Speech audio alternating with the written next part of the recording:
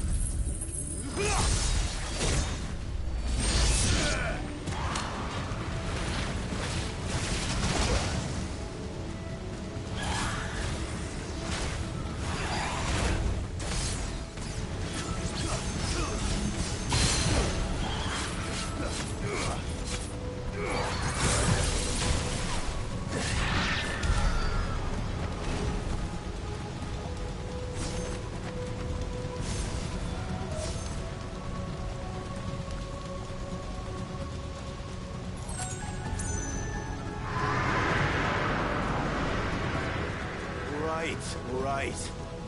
I heard you the first time.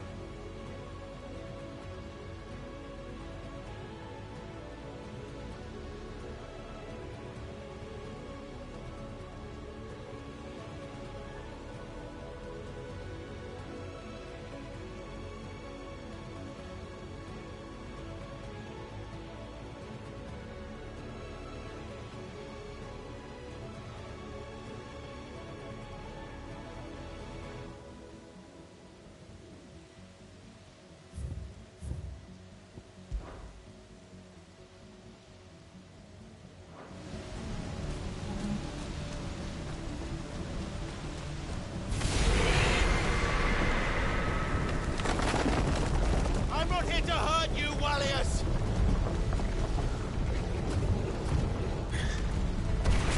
Fuck. That was too close.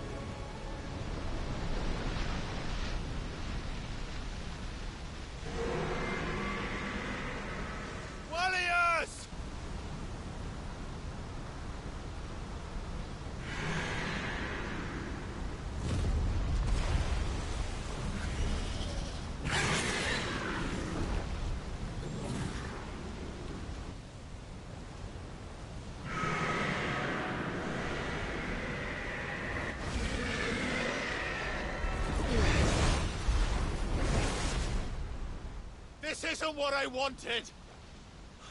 I only hope you can forgive me.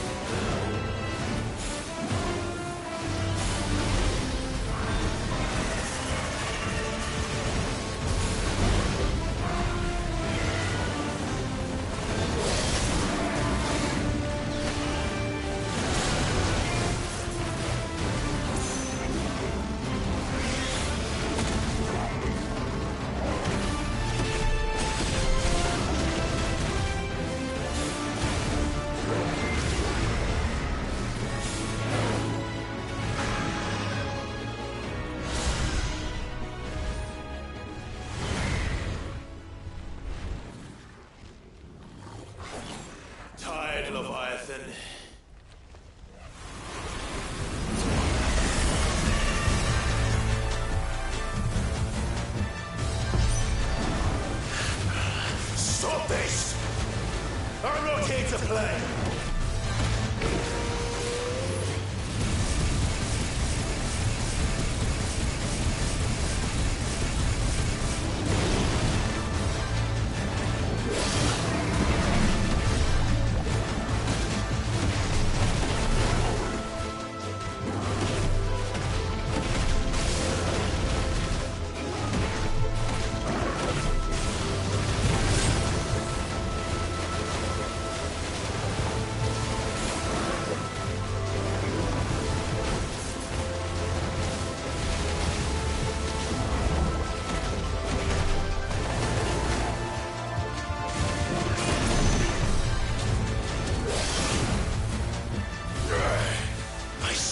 Stop! This has gone on long enough!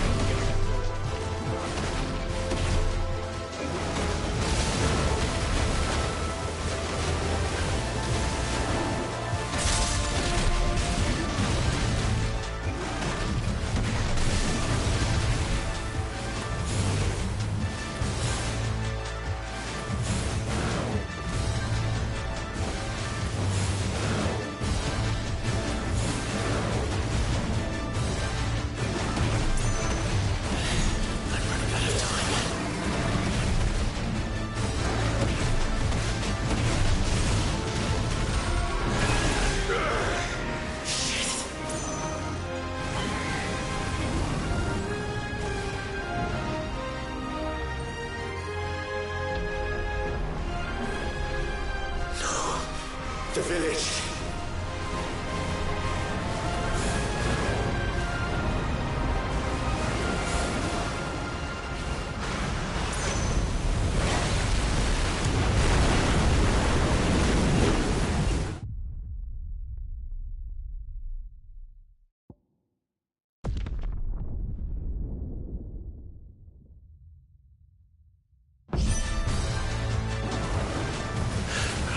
Stop this!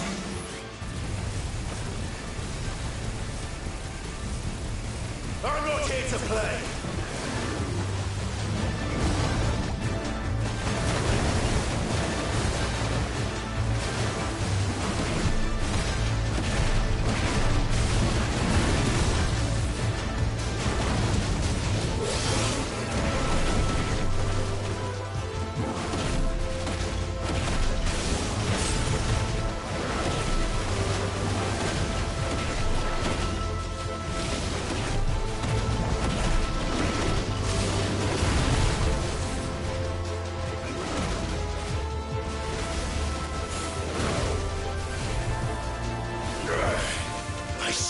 Stop! This has gone on long enough!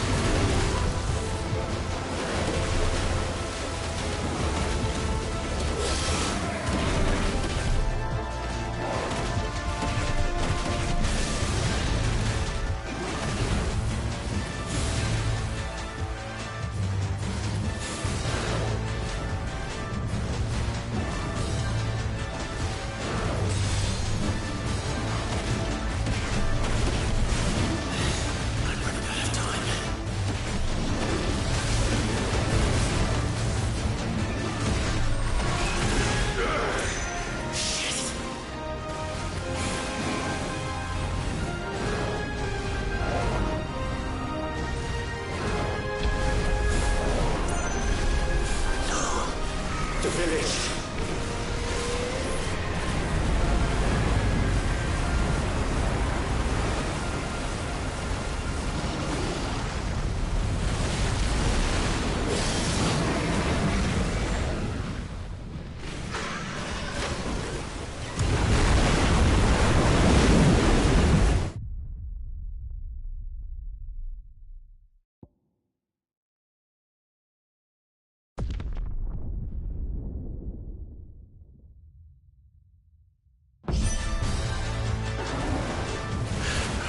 Stop this! I'm not here to play!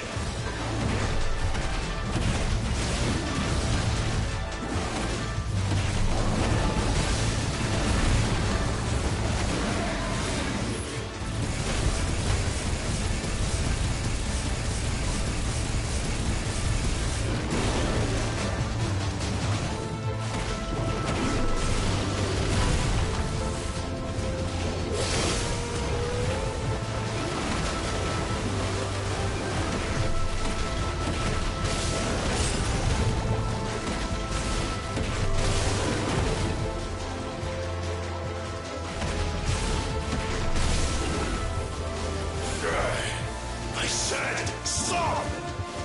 This has gone on long enough!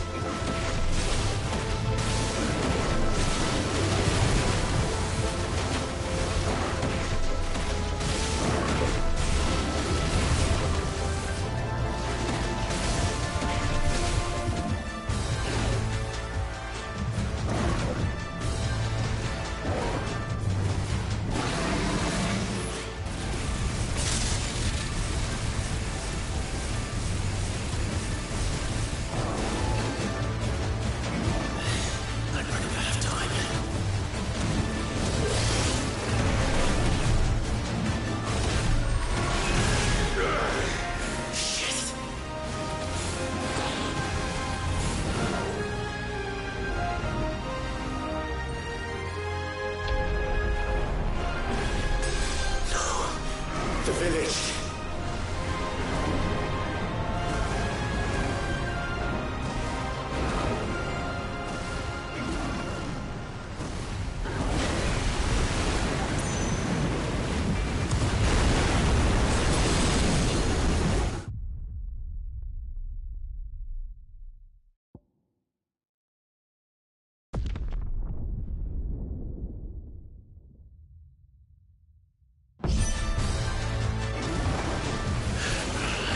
Stop this!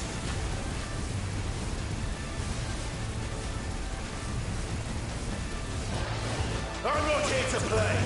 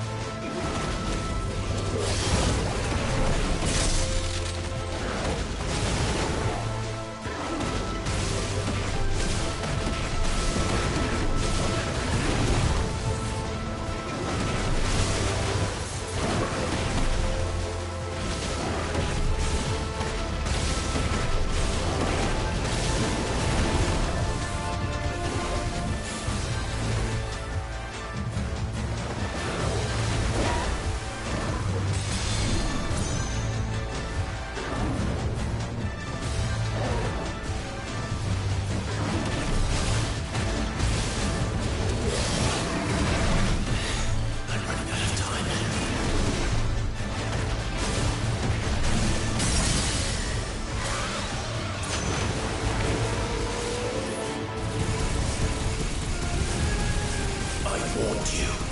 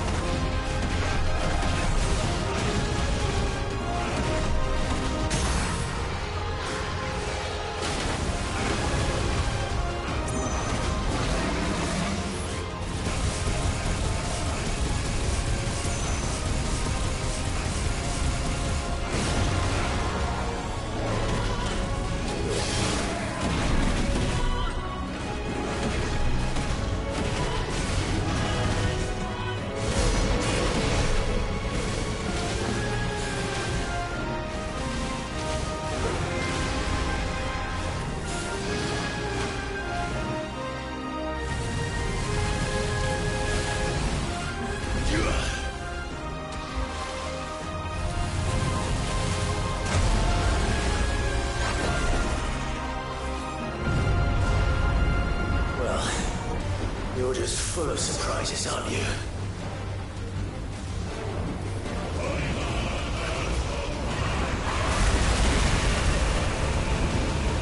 Garuda will be proud.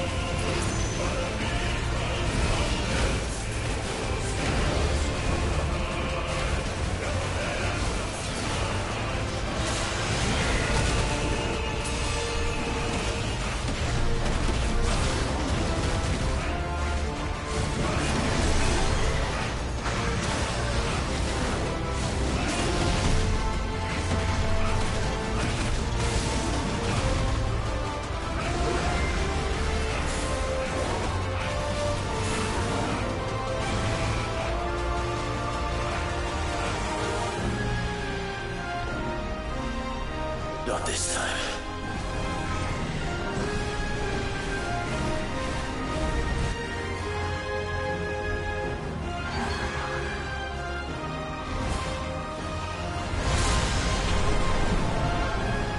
If that's what you want.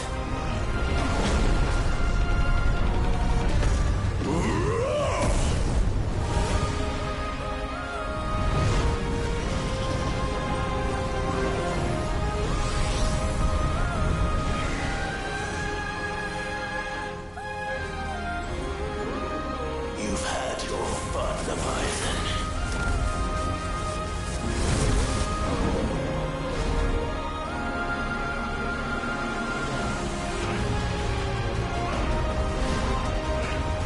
This time, you went back to sleep!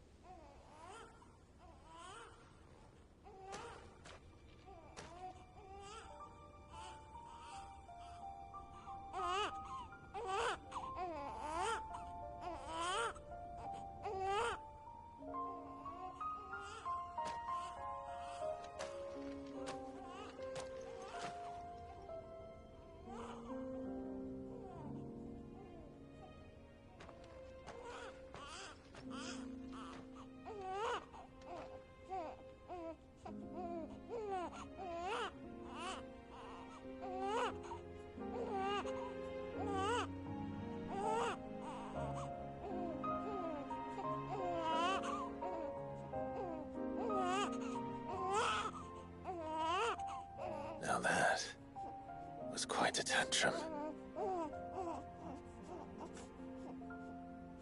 Clive! Where is he?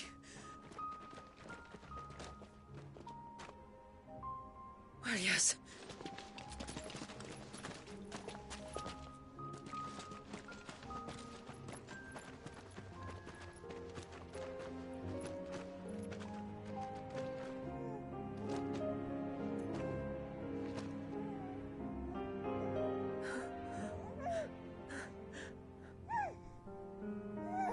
He's adorable.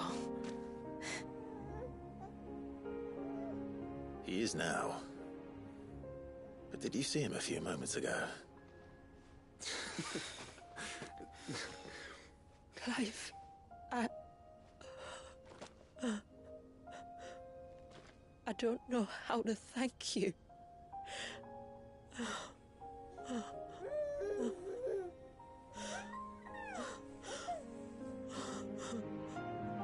It's all right. We should find him a dry blanket, though. Wouldn't want the little monster catching a cold.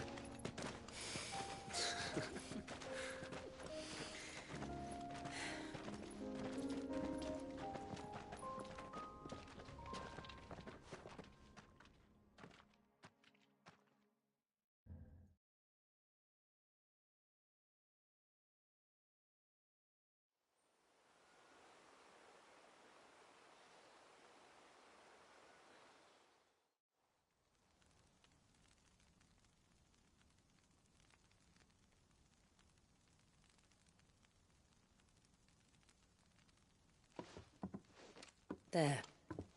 He's finally asleep. The poor thing had a long day. That makes two of us. So, what happens now? Now? Now, we make things right. How? By providing Walyas what he was denied.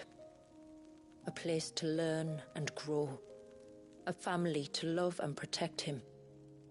So that one day, when the wounds in his heart and mind have finally healed, he might decide for himself how he'd like to live the rest of his life. But until then, I'll stay by his side, come what may. Then he's a lucky boy. And not only because he'll have the best warrior this side of the belt to teach him the battle axe. She'll do her best. Shula, the beast that threatened your home is tamed. The empire that threatened your people toppled. Might it not be time to cast off your ancestors' glamour and retake your place in the Twins? Perhaps. It's not as if we have the crystals to maintain the wall much longer. But are we truly safe? Is the world truly ready to accept us for who we are and what we believe? If I remember rightly, you and yours still choose to remain hidden, do you not? We do.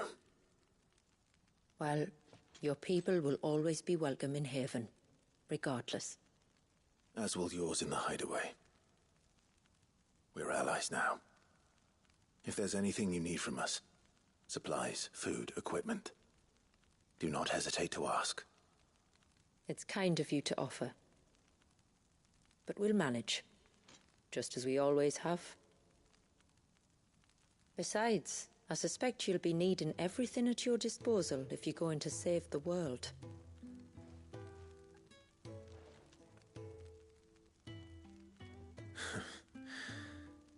I fear much of it is past saving. The best we can do is strive to turn what's left into a world where we can all live as equals.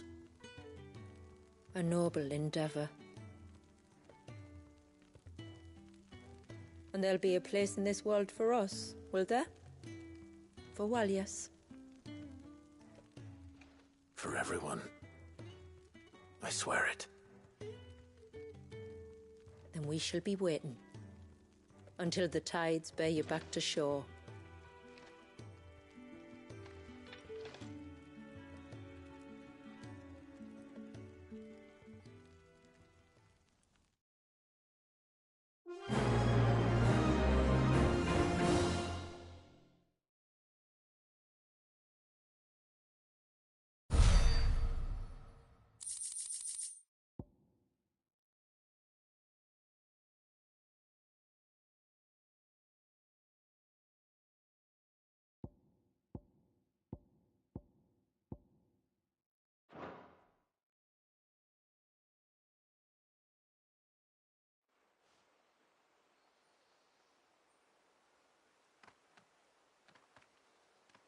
Do you think he'll be all right?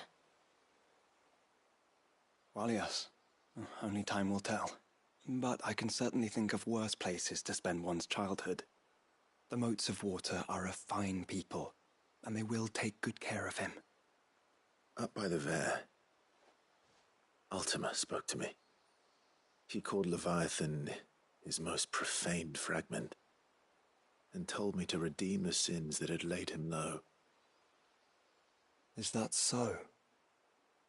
The sins of Wallius's ancestors were grave indeed. To force him to prime at so tender an age. And to freeze him in time, that he might never know what it was to live. Yet I doubt either of those crimes was the source of Ultima's displeasure. It was that the Icon's power had been put to another purpose than the one he intended. To him, Leviathan must have seemed an aberration. Could that be why Ultima made no attempt to lead me to him? The fear that this profaned fragment might corrupt his vessel somehow. Perhaps. Or perhaps he simply deemed Leviathan surplus to requirements. Having concluded that his vessel might be made to serve his purposes without the full sum of his power. His purposes? There's no escaping them. Even here.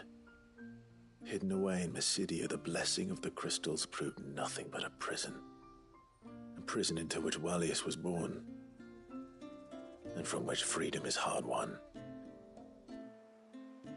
If the world doesn't change, if we don't change it, he'll end up suffering the same fate as every dominant who came before him. Then we must change it. That we must. And we shall.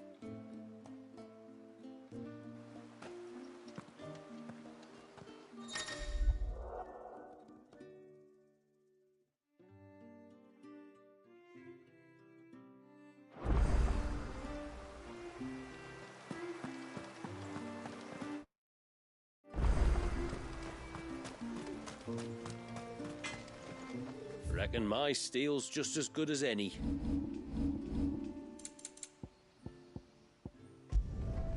There. Flawless.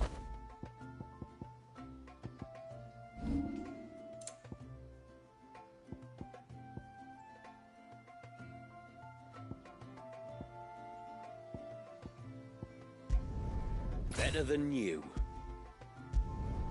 Done. Will that do ya? Done.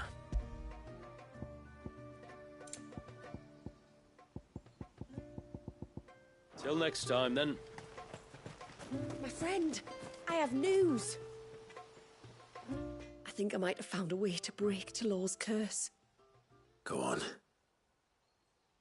Well, after listening to the village elders and scouring every likely-looking tome in the library,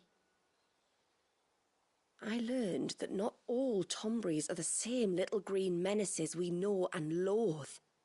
Apparently, a chosen few live to incredible ages and grow to many times the size of their counterparts. The folktales hold that it's the very eldest of these, the Tombury kings, who weave the curses, and that their magics bind their victims to them, that they might continue to feed on their pain. So if we slay the one that cast the curse, the feeding will cease. But that was my thinking, yes. Though I doubt it'll be easy. These kings are not just bigger, they're stronger too. And if the tales are true, their followers will defend them to the death.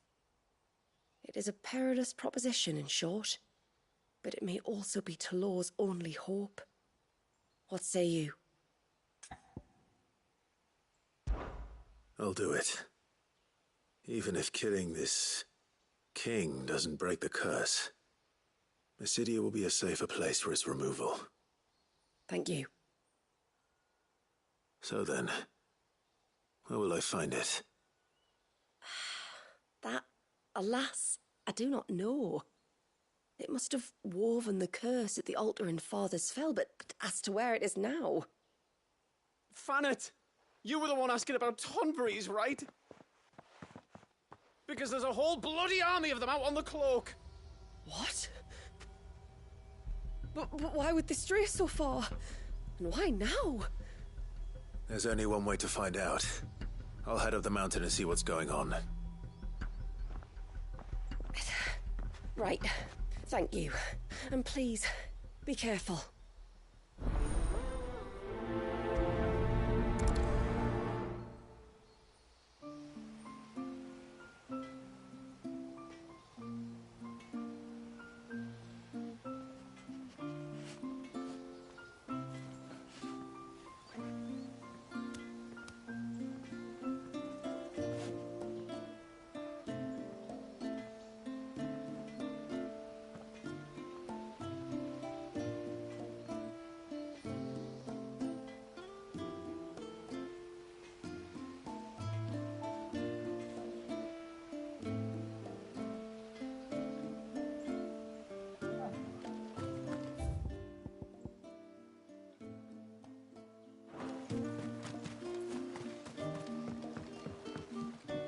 I will have to charge you.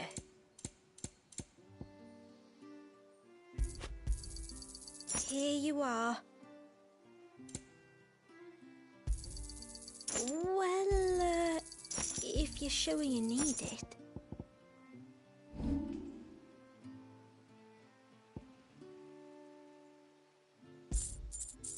Then I bid you good tide.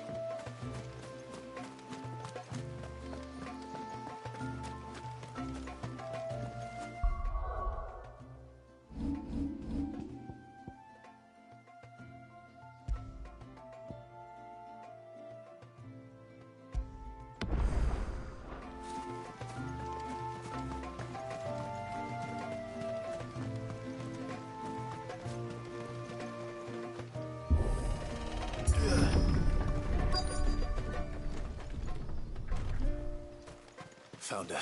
They're almost at the gate. But they won't be coming any closer.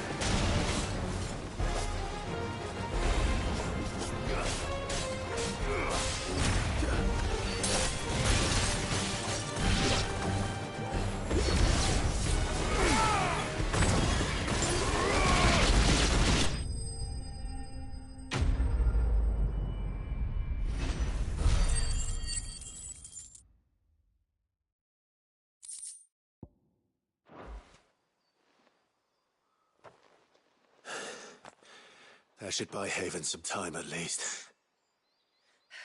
Clive, are you all right? Fine. We've taken care of the immediate threat.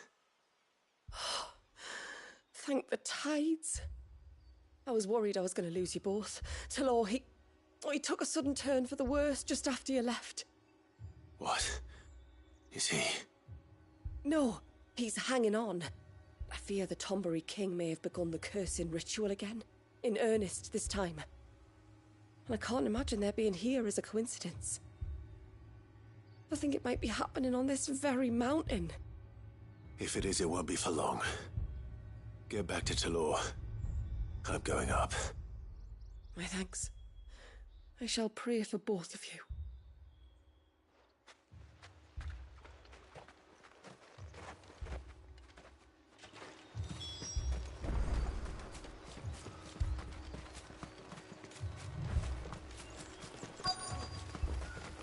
More of them. Come on, then. I crave an audience with your king.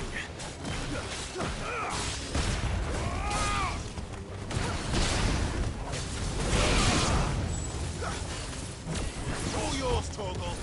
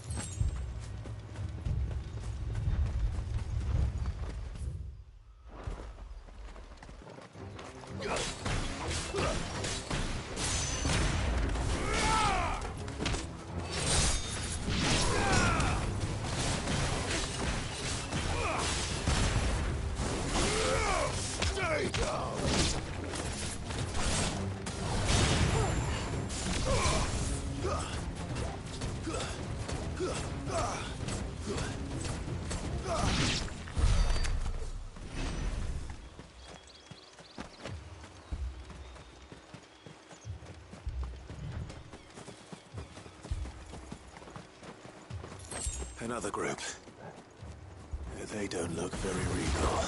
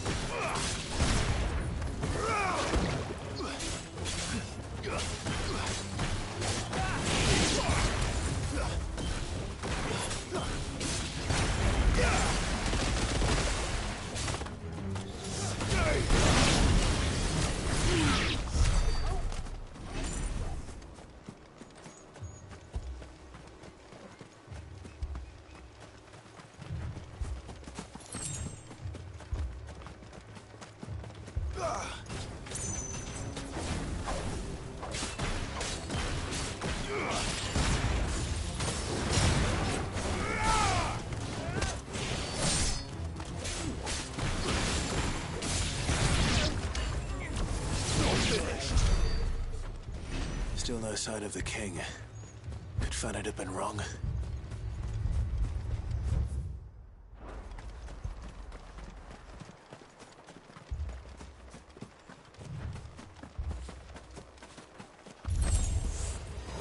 There's dozens of them.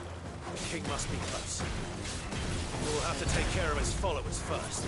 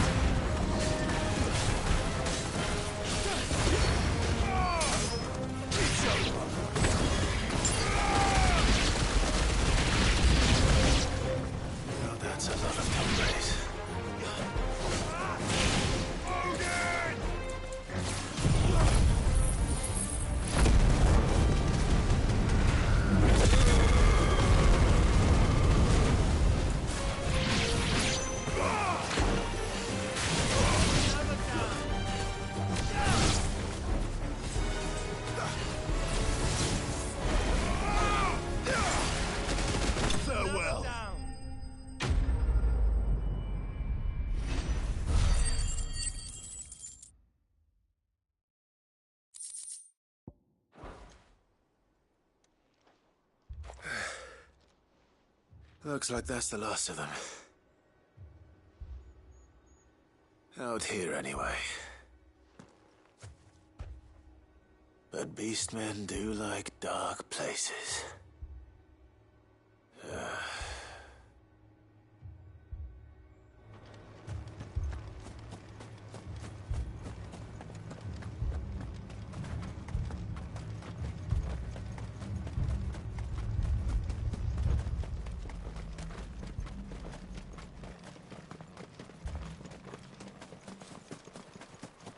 Well, I'll be damned.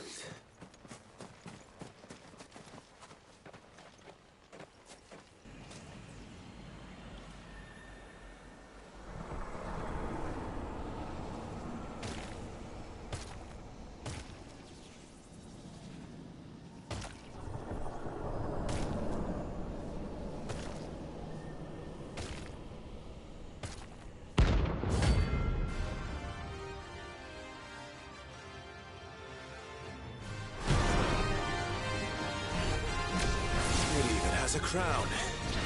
Sorry, Your Majesty, but your reign ends here.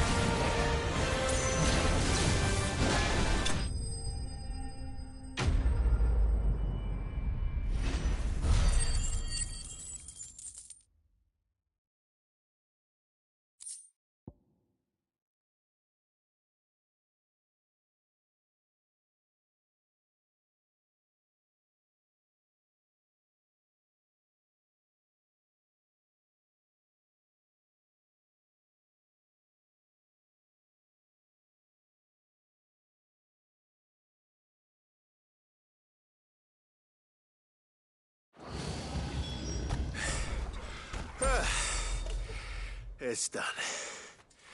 Which means the curse should be broken. Let's see how Talor's doing.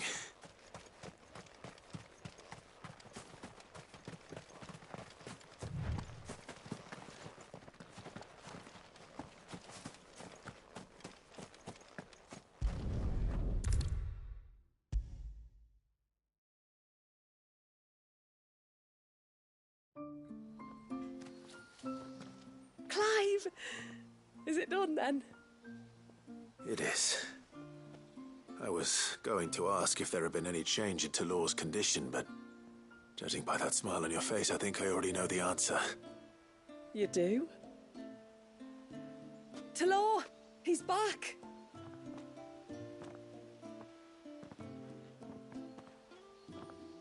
Thank you, my lord. I can never repay you for everything you've done for me. I owe you my life. I'm just glad the curse is lifted. There is one thing I'd like to know, though. If you don't mind my asking. What made you seek the Tombury's help in the first place? Oh, that, well, you deserve to know. It was years ago now, back in my trading days. The Sons of Greek arrested me in Oriflamme, chained me up in a lightless cell with a great sword hung over my head, ready to fall if I didn't confess. Though they never said to what. I didn't, of course. So eventually they just let me go. And I never told a soul. Tried to forget it ever happened. But then you came along and the sight of your sword brought it all flooding back. I couldn't sleep, couldn't eat, couldn't hardly breathe, and I thought that if I gave my old chain to the Tomburys, maybe they could take all that pain away. All that anger. But it only made it worse. Oriflamme has fallen. And the men who tortured you likely fell with it. If only I'd known, I might have spared everyone a lot of trouble. I'd convinced myself that you were like them, that all outsiders were the same, but you're not. Far from it. Thank you, son. Thank you.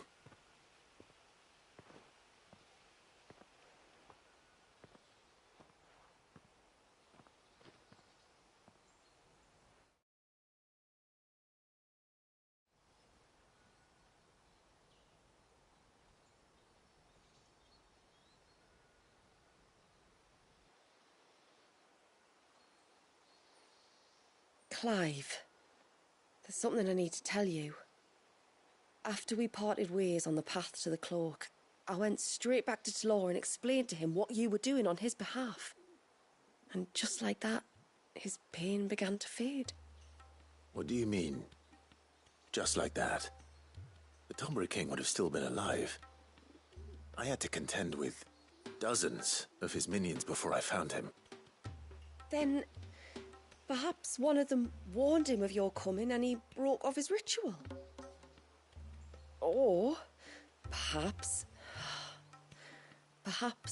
knowing that an outsider was fighting for him was what lifted the weight from Talor's heart. I know from experience that many illnesses are not wholly physical, but of the spirit, at least in part. Was there ever really a curse then? Or was Talor simply suffering from the pain of his memories?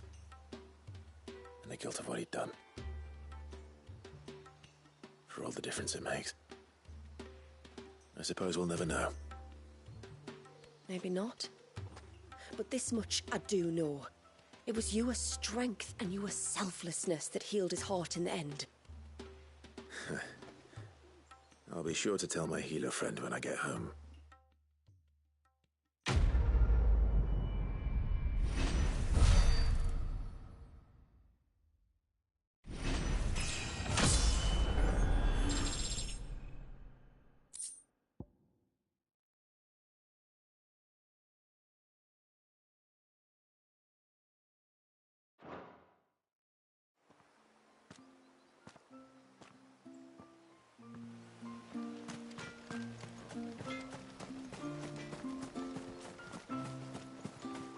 Hey, mister, over here.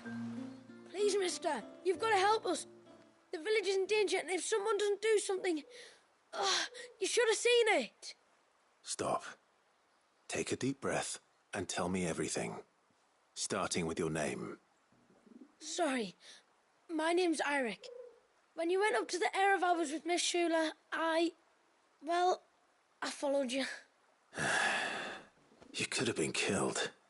Lady Shula told us you lot were great warriors, so I thought I'd be alright if I stayed close, like. But then I lost track of you in the woods, and that's when I saw it. Saw what? A great, big, dripping, drooling monster. Spitting out great spouts of water it was, that were tearing up the ground and cutting down trees. Spouts of water? I don't recall seeing anything like that in the forest. Well, I did, and I don't ever want to see it again.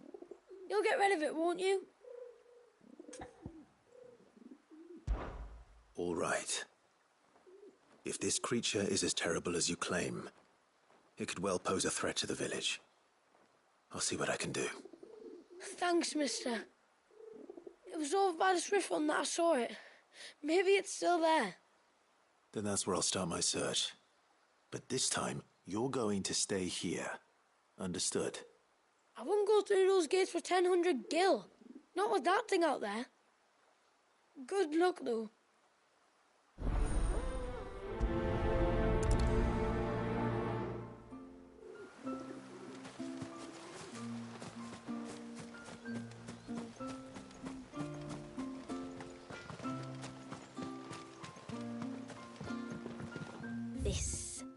This is all we have.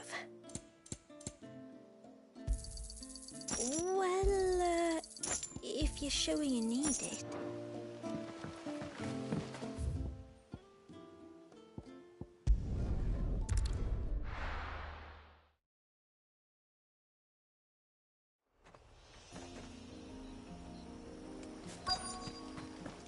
Is that the hunter?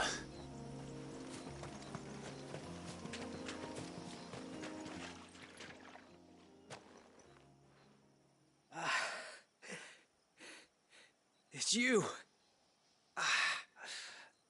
Nassef's savior. Are you all right? What happened? I was tracking an ibex when a great spout of water struck me square in the back. Sent me flying all the way across the clearing. Did you see what made it? No. All I heard was a noise. An ear-splitting din.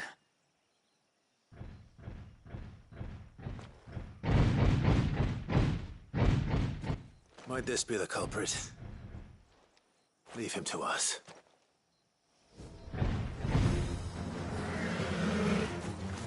You've caused enough trouble.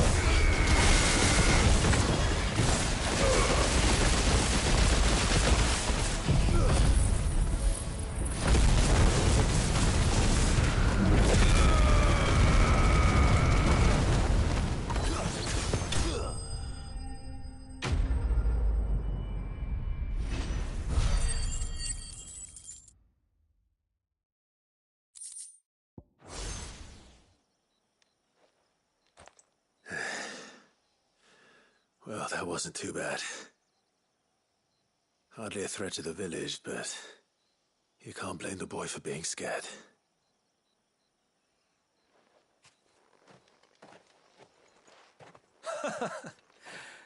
You made that look a lot easier than it was. Do you think that was the beast which attacked you? That thing? Not a chance. Would have heard it coming a league away. And the blast of water that hit me was beyond anything an Archelon can manage. Oh. A boy from the village sent me in search of a beast that could conjure such things, but...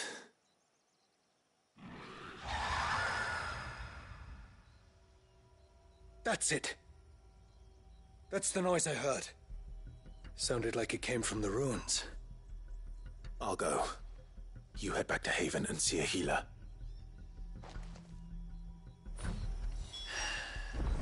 You keep your wits about you, all right? You don't want to end up like me.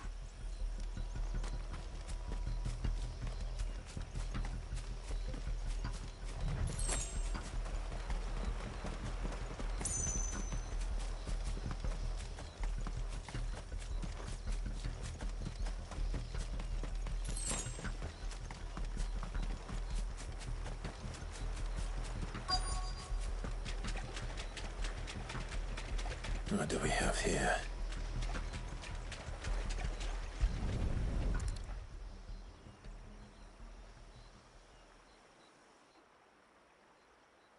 Found her. Something's been busy. Whatever this creature is, it's out for blood.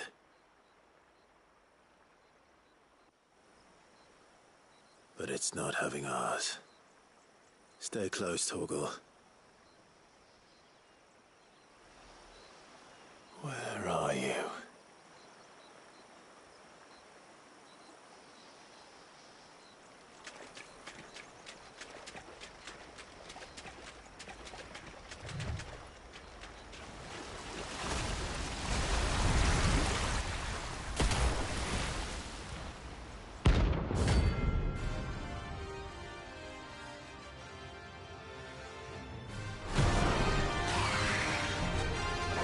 Fragment of Wallius's rage. I should have known. Time to put you to bed too.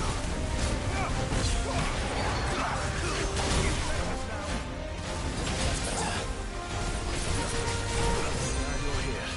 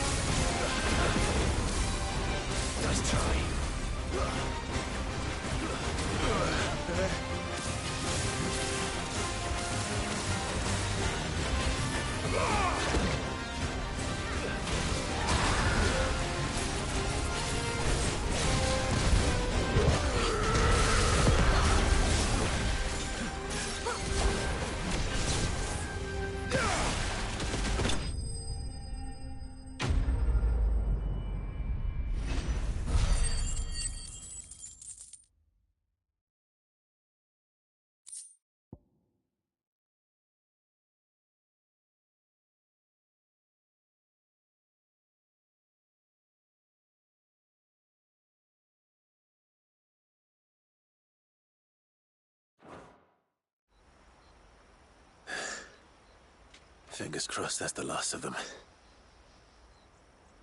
Either way, I should let Eirik know the danger is past. For now, at least.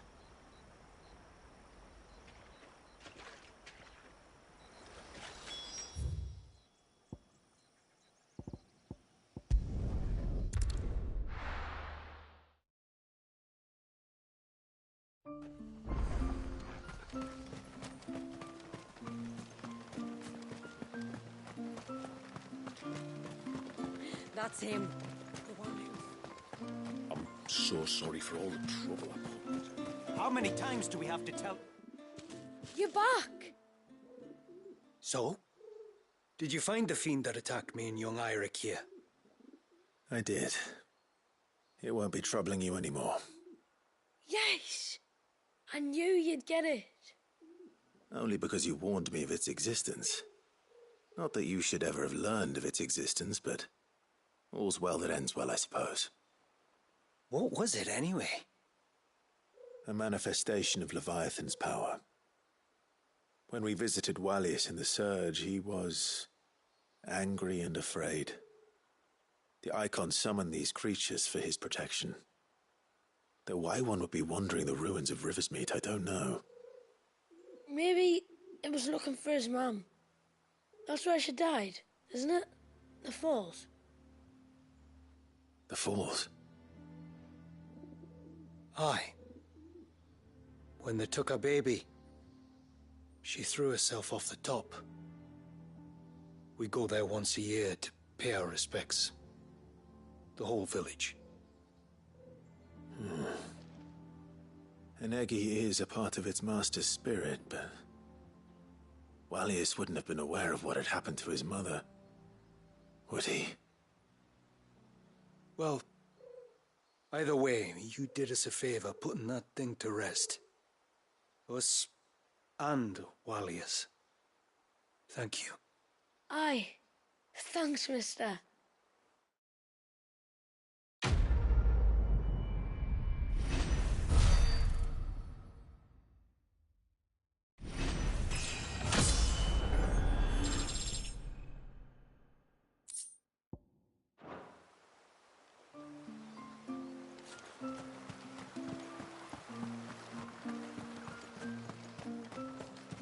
I heard the tributary can fed an ibex from a... I never dreamed I saw this. My lord, might I have a moment of your time? I would beg of you a service. Certainly. What is it? It's a long story. But before we get to that, would I be right in thinking Lady Shula told you about the witch from the north? Yes. She said that your ancestors found her here, and that it was she who taught them the spell to stop time. She was like Wallius, you know. A dominant. The Warden of Ice. My great-grandmother suspected as much. She cared for the poor woman when the end was near. And it was she whose duty it became to attend her grave. A duty that was passed down to me. I see. And the service you would beg of me? Well, until recently, the path to the grave had long been blocked by a fallen tree. But when our woodsmen finally found time to move it, we quickly realized it might have been better had they not. On trying to clear the rest of the path, you see, we discovered that a flock of bloodthirsty beasts had claimed the cliffs beyond. None of us was a match for them. But you, my lord, have proven your strength many times over. Would you drive them away for us? Of course. I'll see the path is made safe. Thank you, my lord. The grave is in a place called Witchdrop. To reach it, one must turn left at the Winged Wains, then follow the path around to the right, deep into the forest. Why so far from Haven? It was where she lived. When our ancestors first came to Mysidia, they found her there, in an old abandoned village, and it was her heartfelt wish to return there in death. So when she passed away, my great-grandmother had a stone erected for her on the cliffs overlooking the place she once called home. How thoughtful. Well then, no time like the present. Left at the ships, then round to the right, you said. Just so. Thank you once again, my lord. I will join you at the grave anon.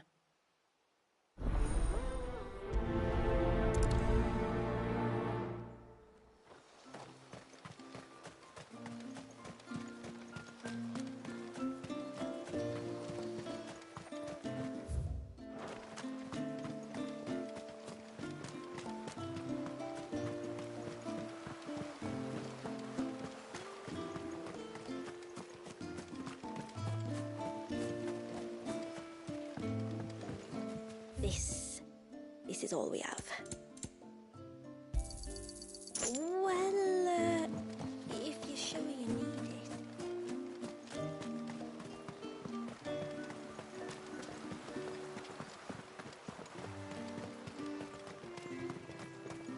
Where was the cane you saw flickering again?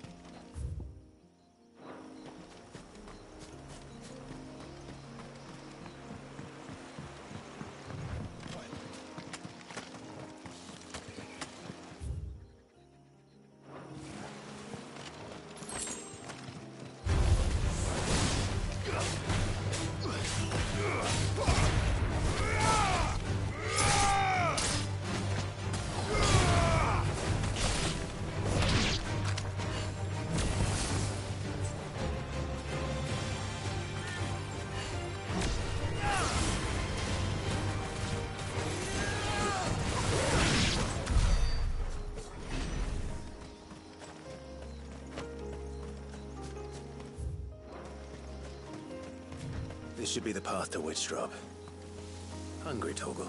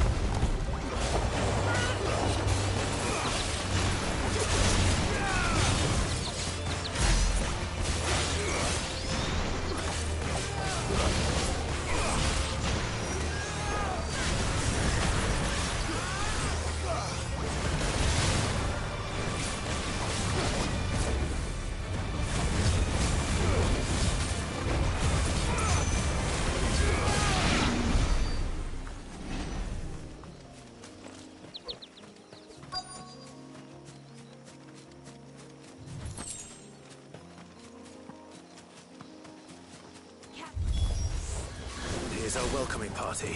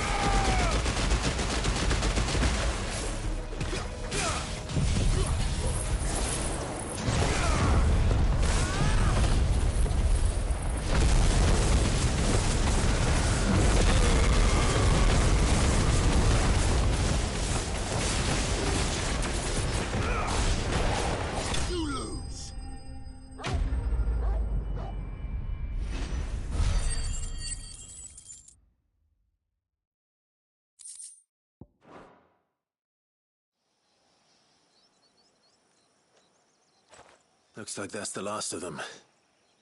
Now, where's the grave?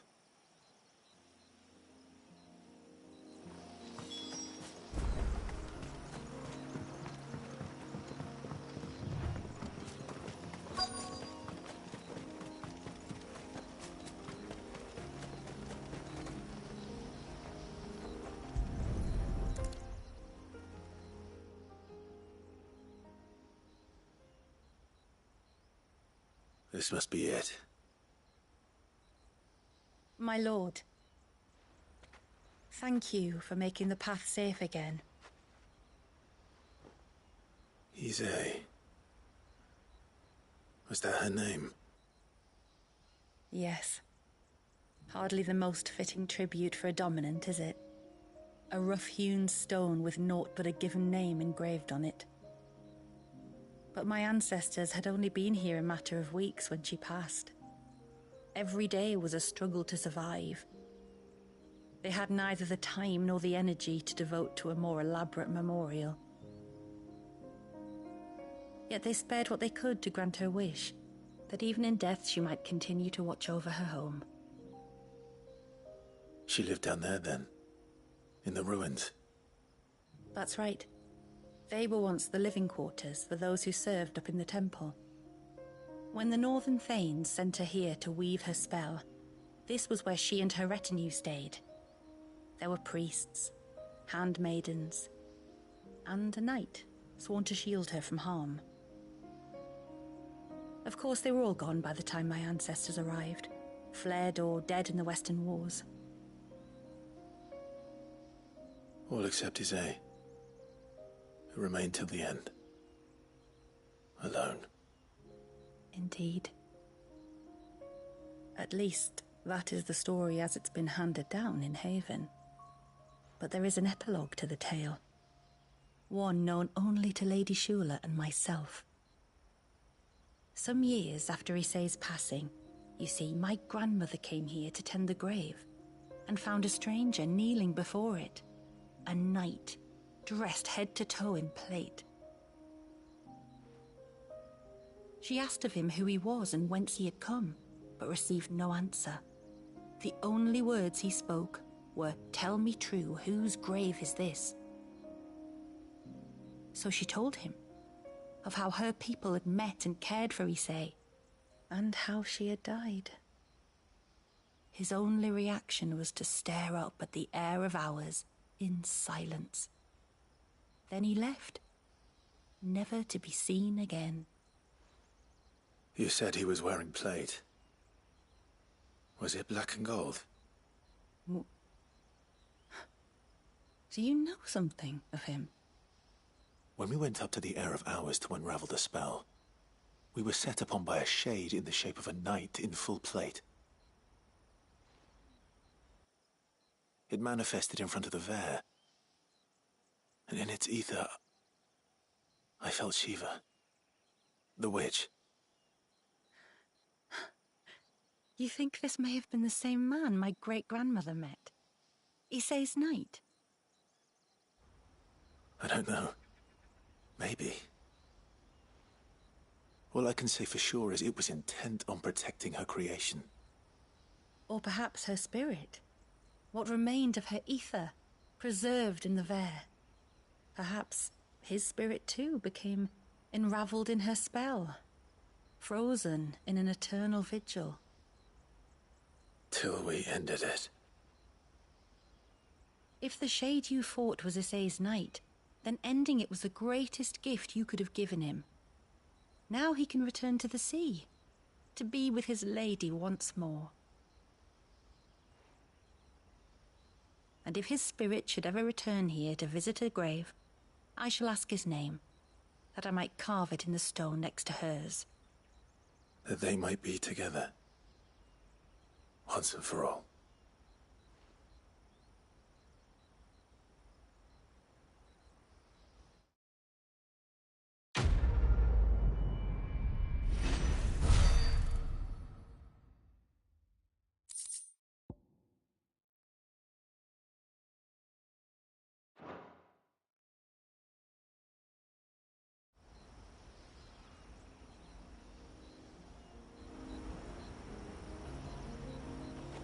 Thank you, my lord, for reuniting them.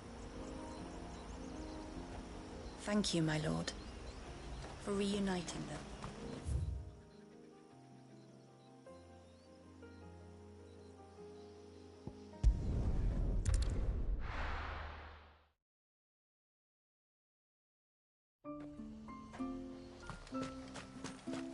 Praise be to the heavens.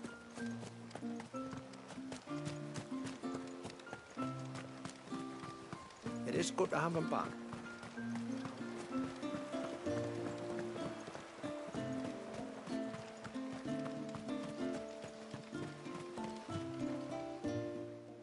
You wouldn't happen to have some time on your hands, would you, Clive?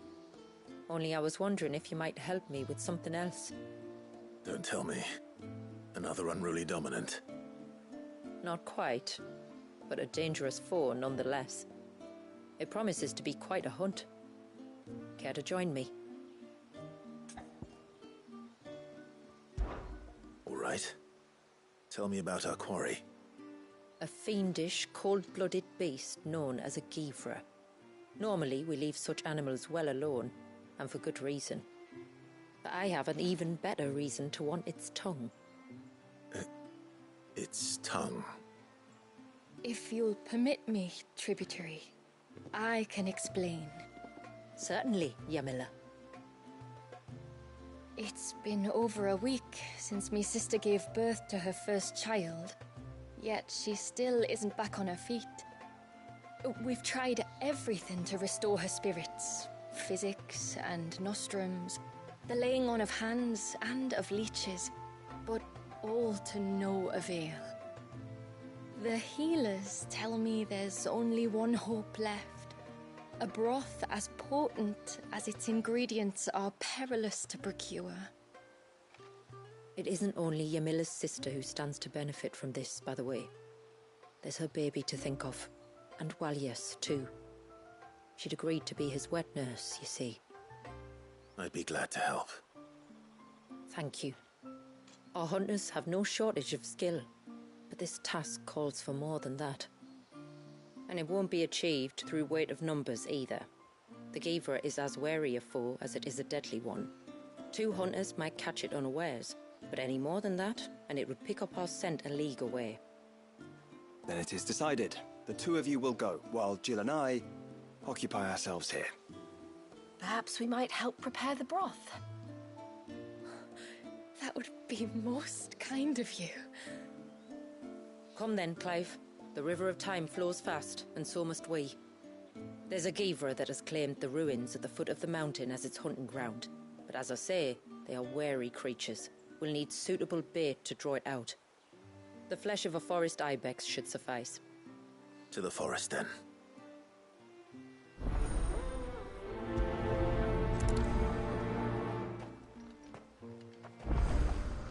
There's nothing a Givra loves more than a fat haunch of ibex. There speaks the voice of experience. You hunt often? Since I was a girl, my father would take me. Then after he returned to the sea, Yamila's father. Our families have always been close. Even if her sister wasn't Walias's wet nurse, I couldn't stand by and watch her suffer. I will have to charge you. Here you are.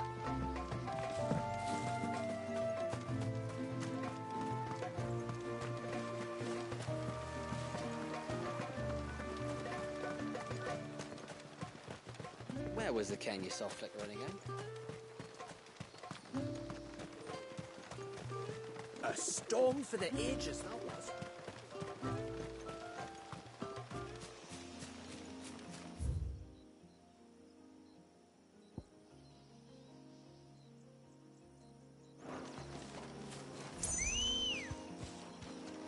Ready, girl?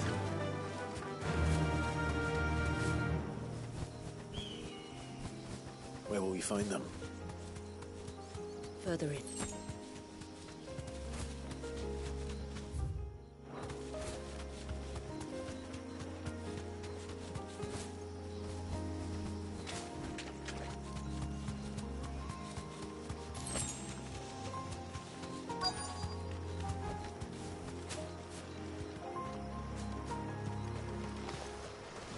These will do nicely.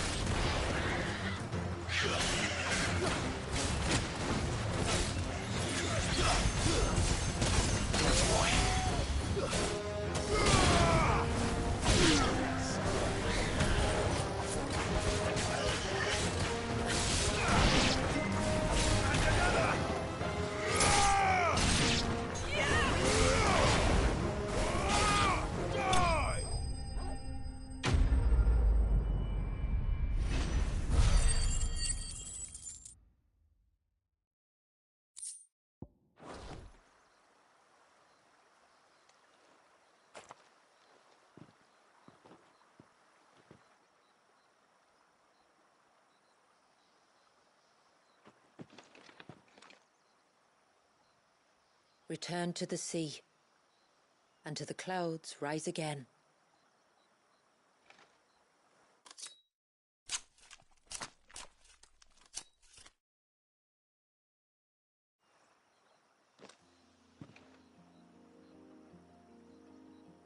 We have our bait then.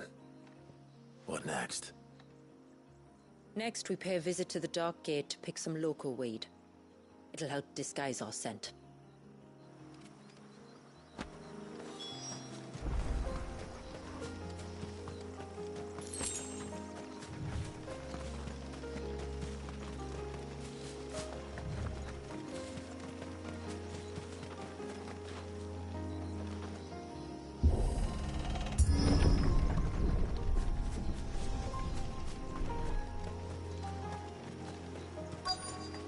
There should be a sprig or two of local weed growing somewhere around here.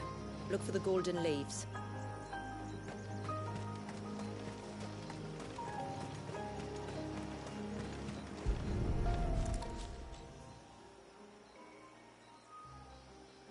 Is this it? Aye, that's the stuff. Crush the leaves between your fingertips and rub them on your clothes. If you insist.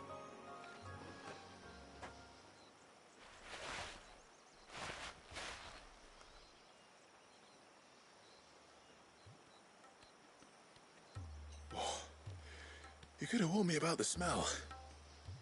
Like corruption, isn't it? We'll have an honor guard of flies before long. But it'll stop the Givra from noticing us. Its nose will tell it we're nothing but a feast for worms.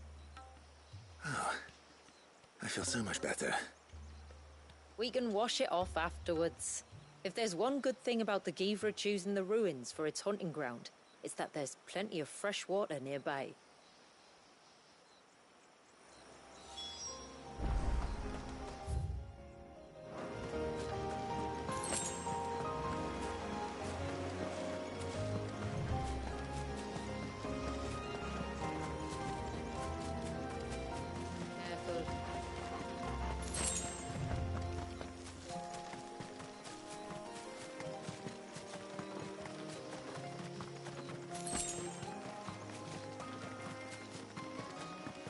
Where should we lay the bait? Givras are creatures of habit. Look for some sign of its passing. It's sure to return to the same place sooner or later.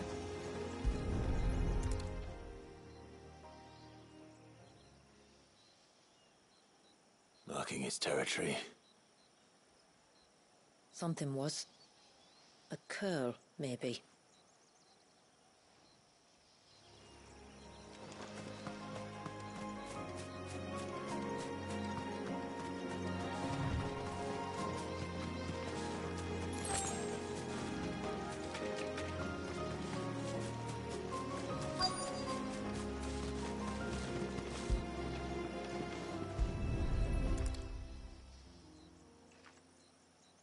A fresh kill. But not a Givras. The wounds are too clean, too small.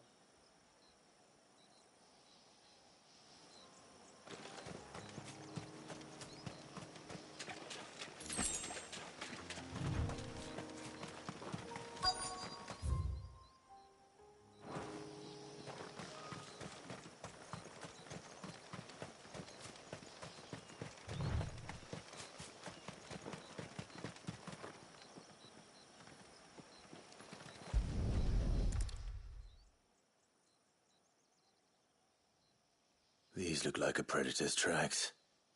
You can clearly make out the claws. And not just any claws. These belonged to a Givra. There's no mistaking them. We'll lay the bait here. Let's hope our friend is hungry.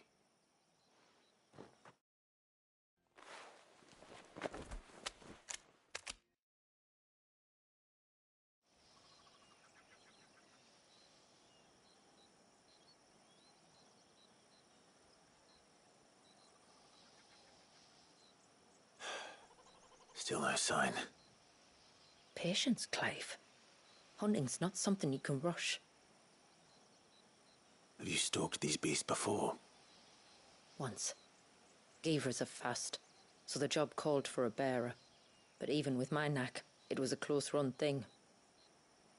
Not many leaders would take such risks for their people. Says the man who battled an icon to save a boy he barely knew. It is the way of the moats of water to use what gifts we've been given for the good of all. And I gather it's your way too. It was Sid, the man whose name I bear. He fought for his people and their future with every fiber of his being. I'm just following in his footsteps. In many ways, you remind me of him. Me? You're confusing daring with desperation. Quiet. Something's coming.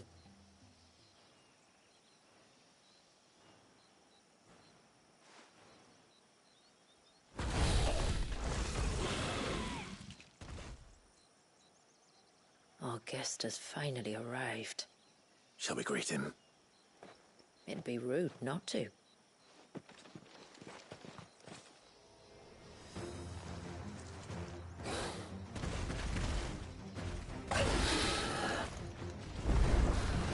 Don't let it escape.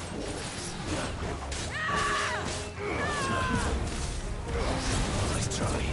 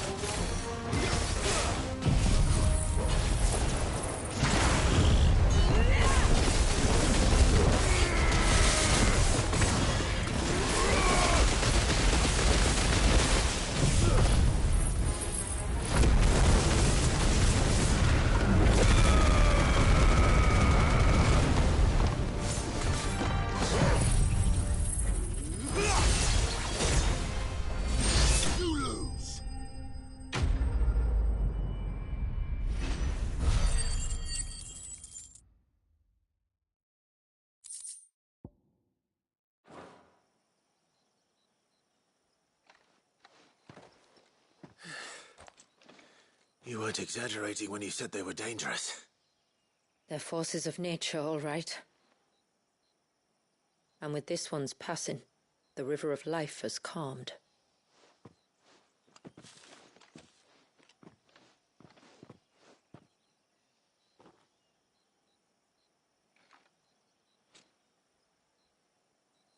O roaring torrent, son of storms, may your spirit run free in the open ocean.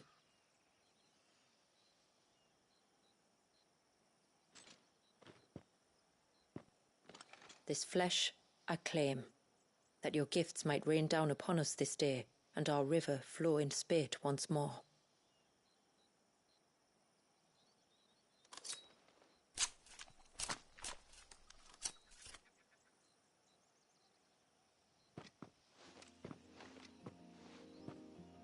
Well then, let's return to the village. We must get this tongue to Yamila before it spoils.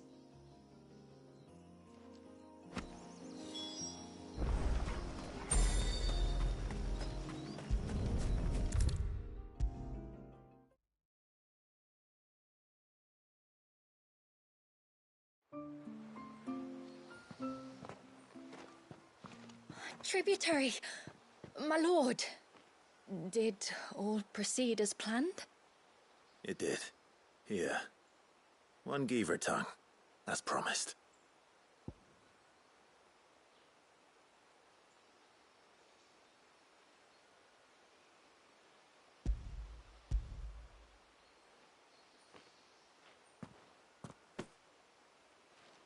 Oh, thank you. I shall add it to the broth at once. By your leave, tributary. If there is anything else that we can do to help, you need only ask. No, no. You've already done more for my family than I can ever repay.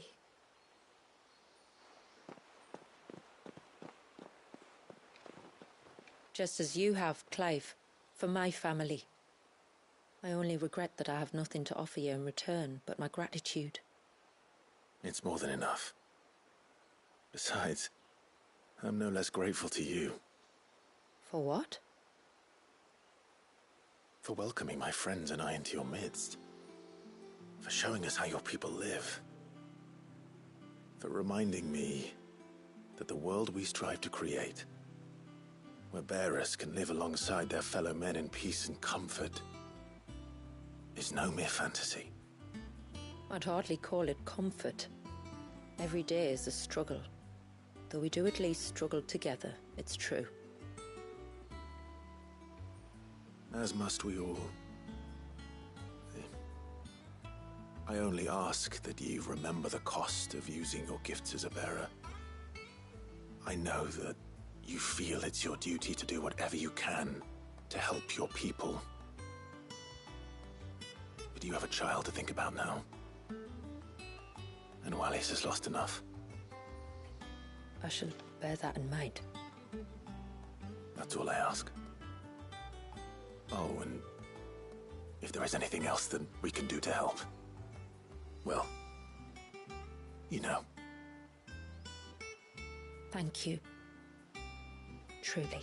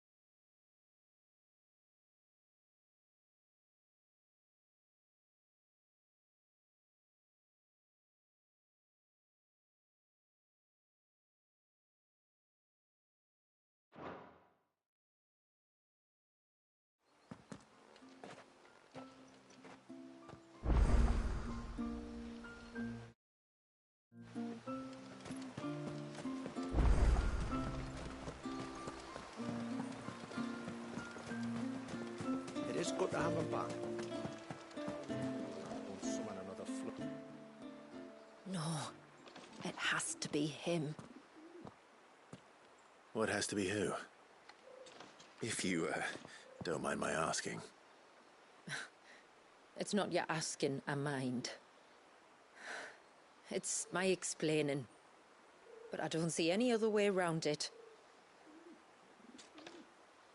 You see, when a baby is born here, we hold a ceremony to welcome them. The rite of immersion, we call it. But I don't know whether Walyas was ever afforded that courtesy.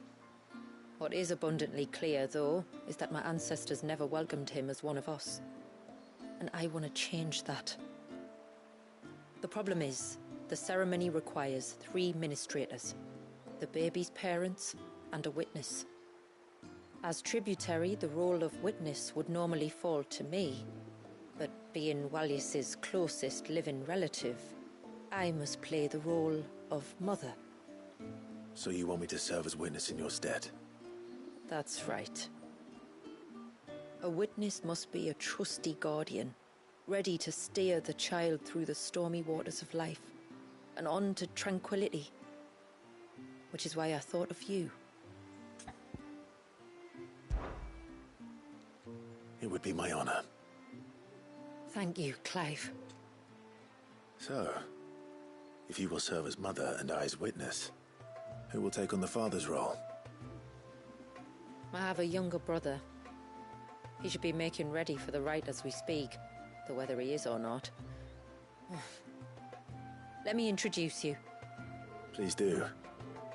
If he's anything like his sister, I'm sure we'll get on famously. I'll bid him come to the Witten Hall. Will you wait for us there? Gladly.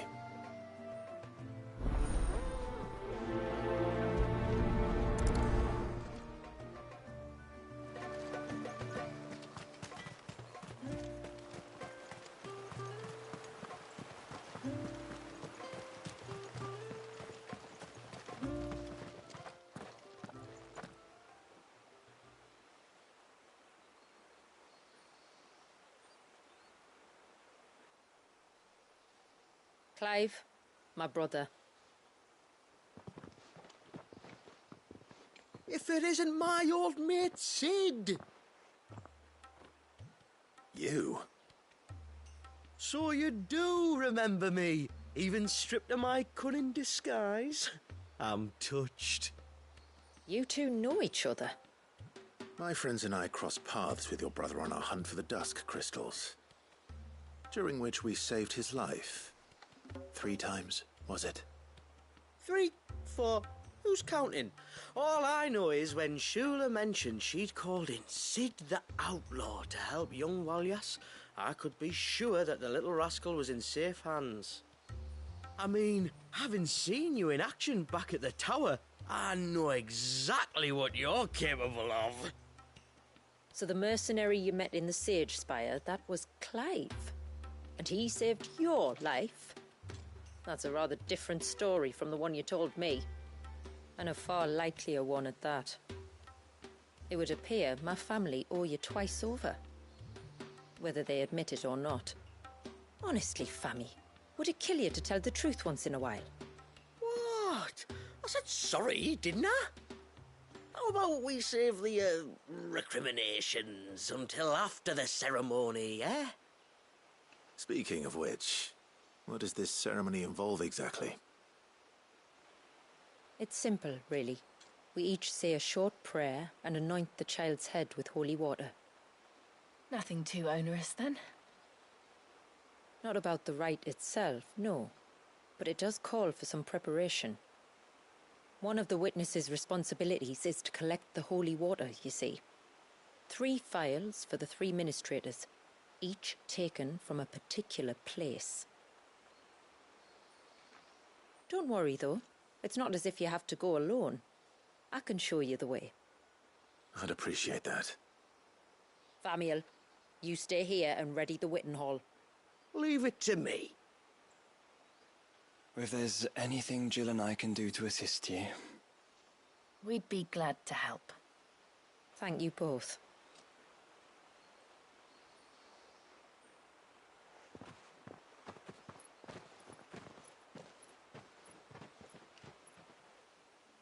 All right then, let's get started, shall we? There are 3 types of holy water that we must collect. The water of the mountain, of the river, and of the sea. We take the water of the mountain from the spring atop Maiden's March. The water of the river from the course that flows through the ruins of Riversmeet. And the water of the sea from the shallows of Tailwind Bay. Here are the files we'll be using in the ceremony.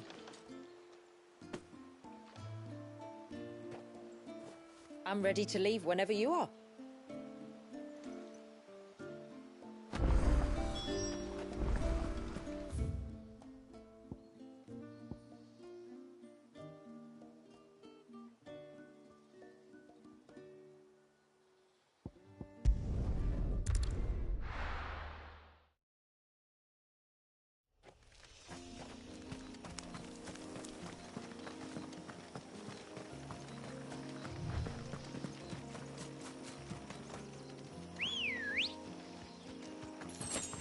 Come on. Faster!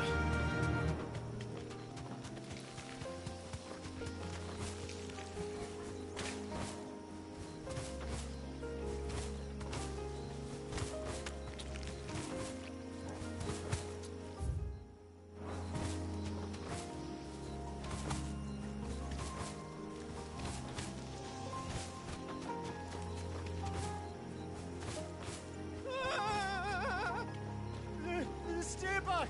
I'm warning you! Someone's in trouble. Come on.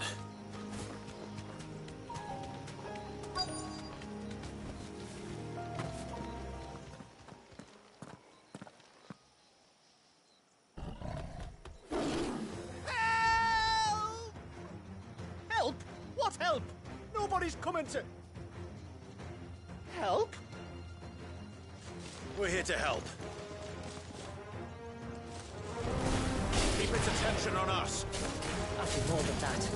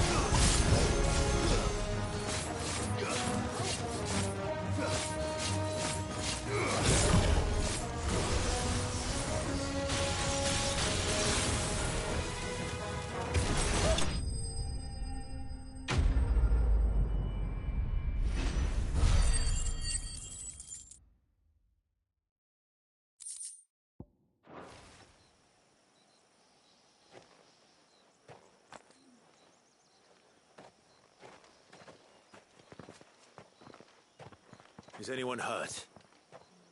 Oh, Sid! Thank all the clouds in the heavens you came. You saved us. Again! Would you two care to explain what you're doing up here?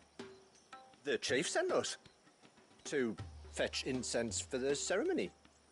So the Witten Hall smells nice. For the little Ben. You mean to tell me you braved this den of deadly beasts for some tree sap? You don't have to do everything he says, you know. Or if you must, at least have the good sense to ask one of our hunters to accompany you. We're sorry. It's fine. Just go back to the village before you get yourselves into any more trouble. Right you are. Oh, and thanks and that.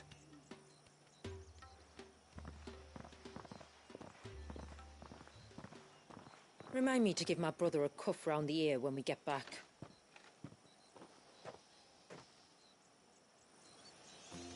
Right then. Let's collect this water, shall we?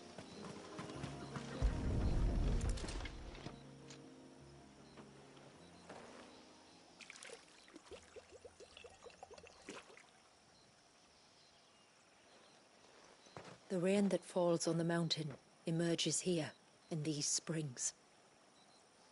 The source of the river. The source of life. Precisely. Take care not to spill it. Right. Let's save that for the ceremony.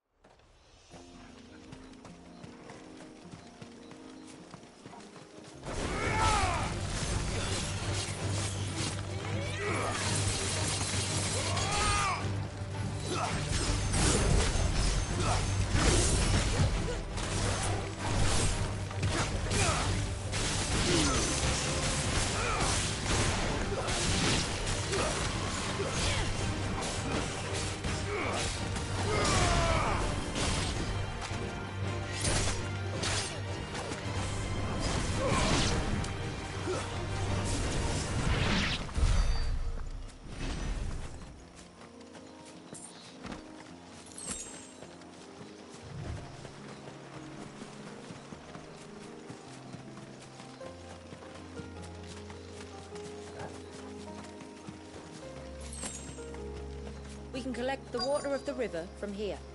All right.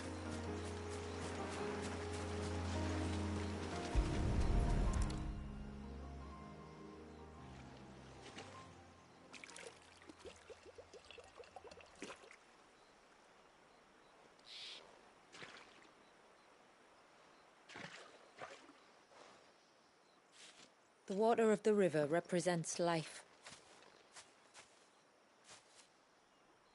It is constantly moving, constantly changing.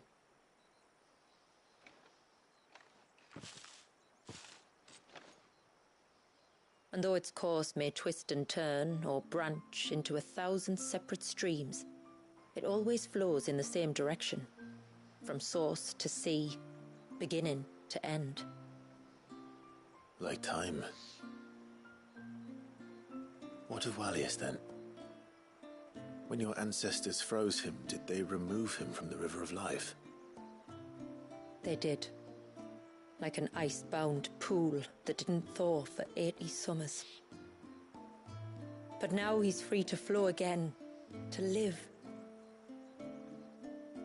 And you and I shall flow with him, for we are all but drops of water in the great River of Life. I find that thought oddly reassuring. Go on.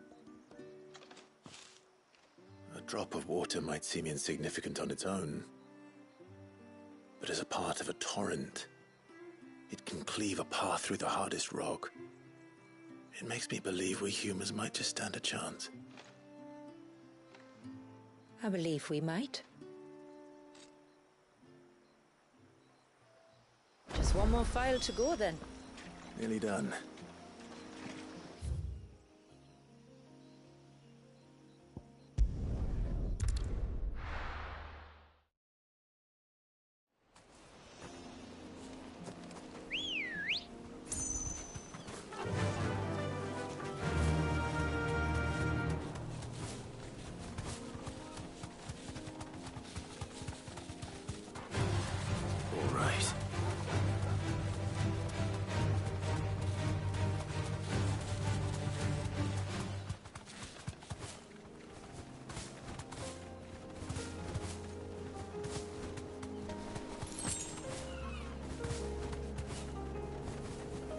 This path leads down to the coast.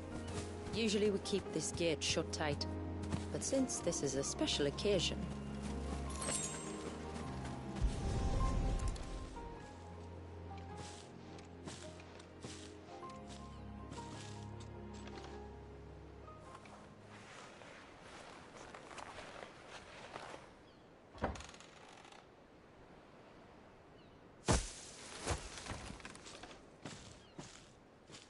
Thank the tides the weather held. This place can be treacherous when the waves are high. If it weren't for the holy water, no one would ever come down here. I'll be sure to watch my step.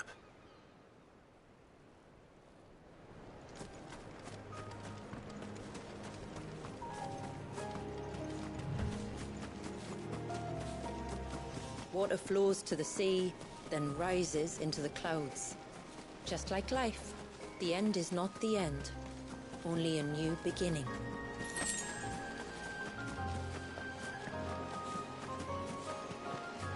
My ancestors chose this place because it was where the first boat landed. And it's a good thing they didn't land closer to the surge. Quite.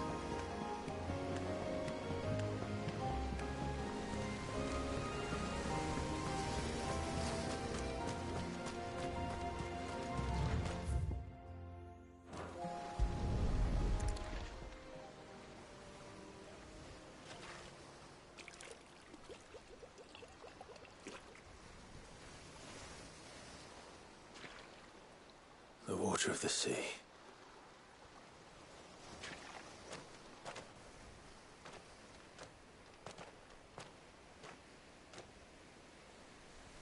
I still can't help but be awed by it. Oh? All that wave ever made me feel was pity and sorrow for the innocent life trapped inside it. The child my great-grandfather sacrificed to try to change his people's fate. It was wrong, an unforgivable sin. But I often wonder, will my descendants ever forgive me for what I have done? As tributary, I've faced many difficult choices. And though I've always striven to do what's best for my people, here we live in poverty, hidden away from the world. So have my choices denied them a better life, just as my ancestors denied Walyas his? No. You would not forcibly sacrifice one of your people to save the others. You do the best you can for all of them, as do I. We share in their woes, just as we share in their joys. And the most we can do is try to bring them more of the latter. Aye, you're right. And try I shall, to bring all of my people a better tomorrow. Walyas included. Then I wish you luck. If my time with the boy is any indication, he's going to be quite a handful. Then we must start as we mean to go on, and give him the very best welcome we can. Where to next, then? Back to the village, to find out if my brother has made the necessary preparations, or got his lackeys to do it for him.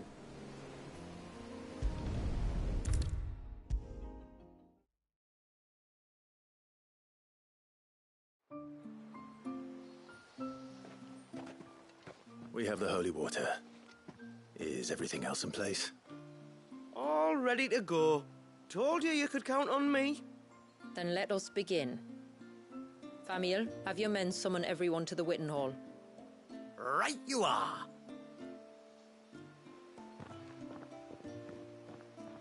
Shula, wait. I don't know the words. Don't worry. There aren't many of them.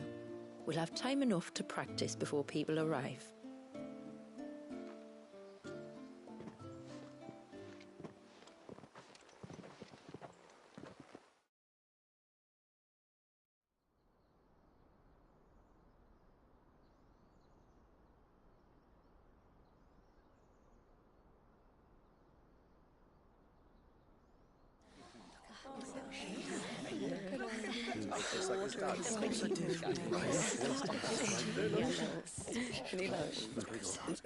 My friends, we are gathered here today to welcome this child into our community by the rite of immersion, as has been our custom since the first reign.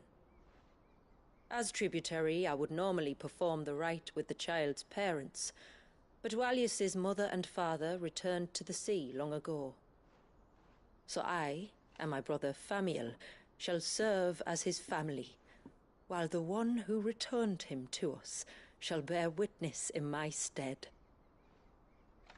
Clive, if you would step forward.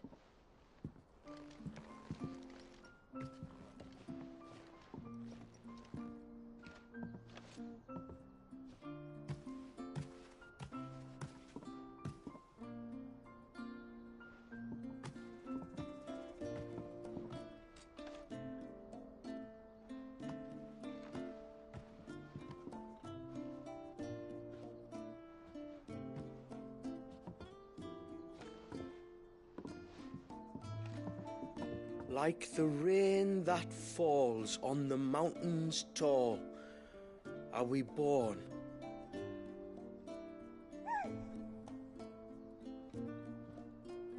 Like the river that flows through the valleys below, do we live.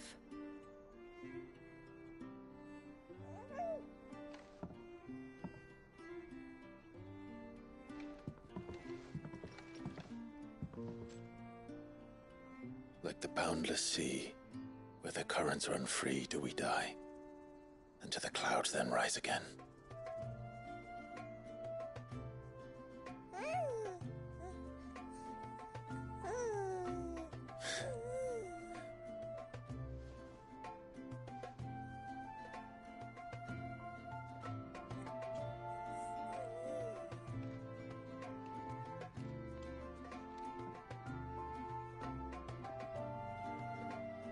The circle of water is the circle of life, and today from the heavens falls rain anew.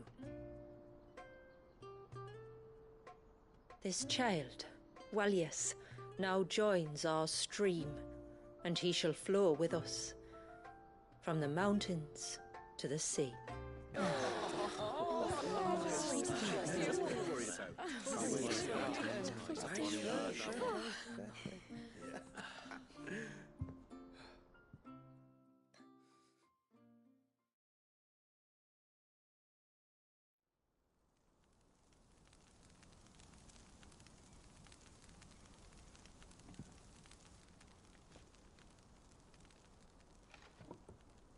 You played your part to a T, Clive.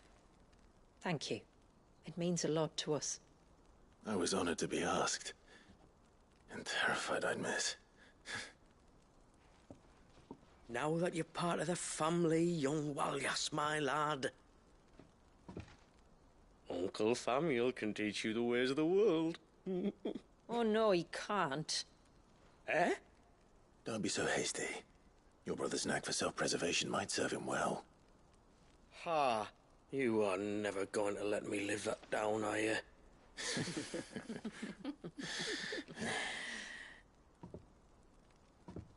I'm gonna raise Walius as if he were my own. Teach him everything I know about life, our people, and our past.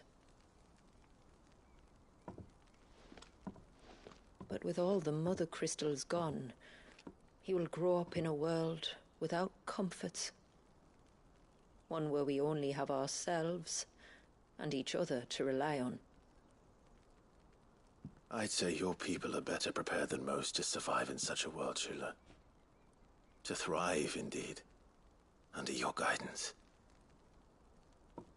Only if nature continues to smile on us. If we were to lose her gifts, we'd be left with nothing at all. Yes. But it needn't come to that. Not if we can stop the spread of the Blight. So long as we can save a single patch of soil, we can plant the seeds for a new world. One where we can all be free. Perhaps then we might finally be able to step out from behind our curtain, eh? Till that day comes, I wish you good tide. Thank you. We should be on our way. Well, you be careful out there. Aye, you steer clear of trouble now. Likewise.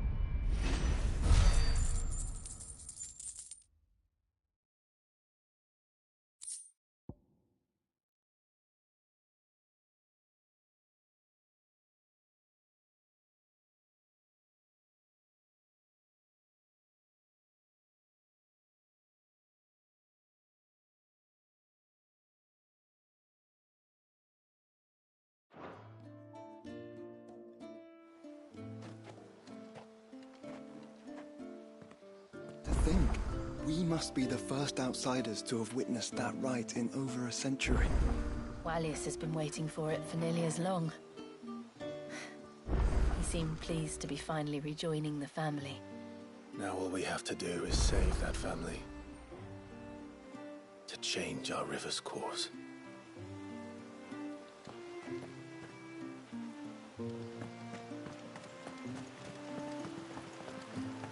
Oh, Wallius is a little sweetheart.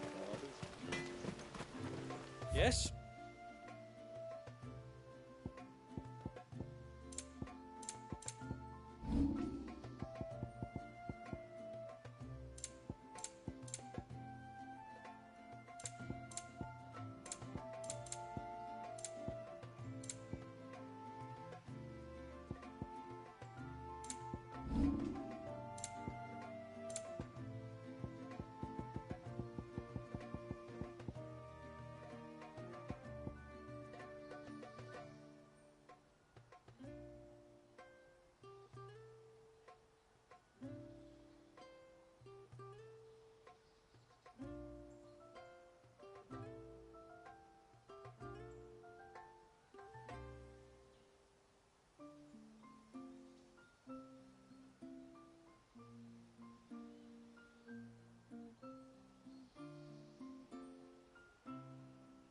You can't expect me to make something out of nothing.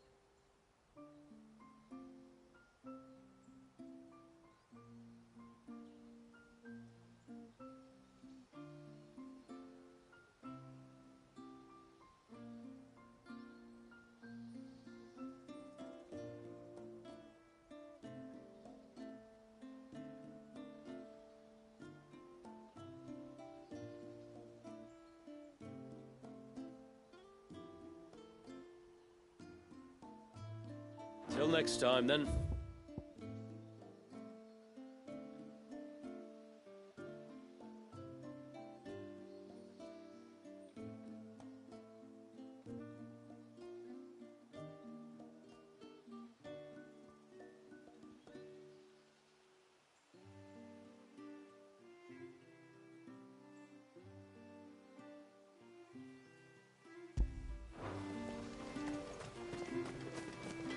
So sorry for all the trouble.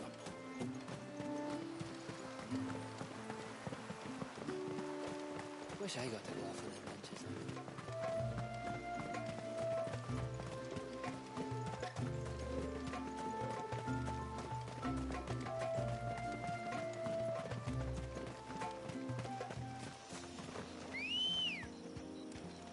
Let's go.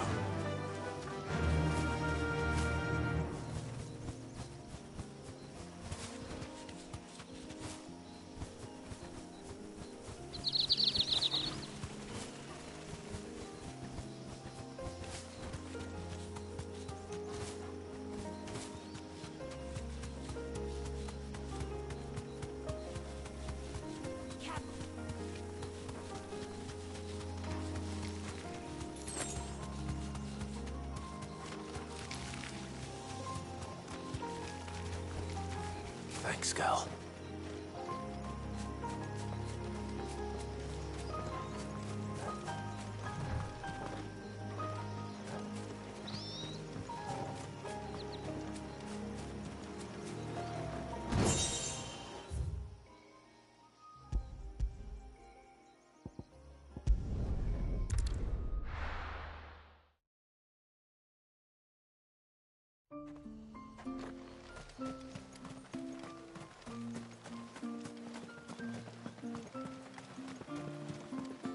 You don't reckon Shula's thinking of dismantling?